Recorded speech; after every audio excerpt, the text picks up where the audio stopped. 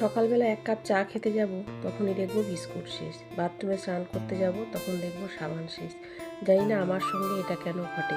তাই সকালবেলা চা বিস্কুট খেতে যাব, তখন দেখলাম বিস্কুটের কৌটোটা খালি। তাই বিস্কুটটা আগে ঢেলে নিলাম, তারপর চা বানালাম। চাটা ১ কাপ খেয়ে তারপর এদিকে জল ধরতে বসিয়েছি। একবার জল ধরতে যাব, চাটা শান্তিতে খেতেও পারে না সকালবেলায়।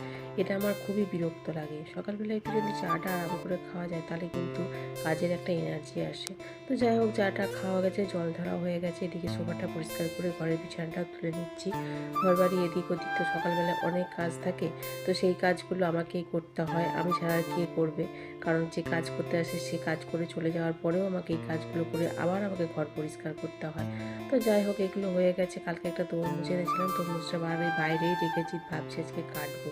তো দুধটা বের করে রাখলাম, এদিকে মাছটাও বের করে রাখছি। মাছটা গলতে গলতে তখন আমি স্নান করে পুজো দিয়ে চলে আসবো। তো এখন যে পরিমাণ ঠান্ডা পড়ছে, মানে কি বলবো, গরম পড়ার কথা কিন্তু ঠান্ডা পড়ছে। তো চা খেতে তো মন হবেই। তো আর ১ কাপ চা খেয়ে নিলাম, তারপর স্নান করে পুজো দিয়ে এসে আজকে জলখাবারে খেয়েছিলাম দুধ কর্নফ্লেক্স। মেয়েকেও দিলাম, আমিও খেয়ে নিলাম।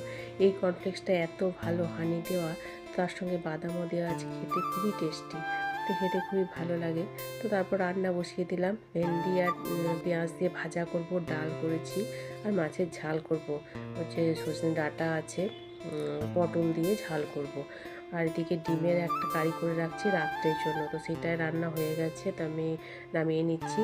তো মাছের ঝোলটা বসিয়ে আমি বাইরে যাব, একটা কাজ আছে সেইটা করতে। বাইরে আমার যে ফ্ল্যাটের যে পাম্পটা চালাতে হয়, সেটা আমার দায়িত্ব দুপুরবেলায়।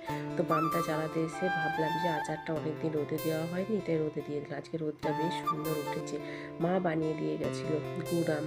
তো সেটাই রোদে দিচ্ছি, খেতে খুবই টেস্টি কিন্তু।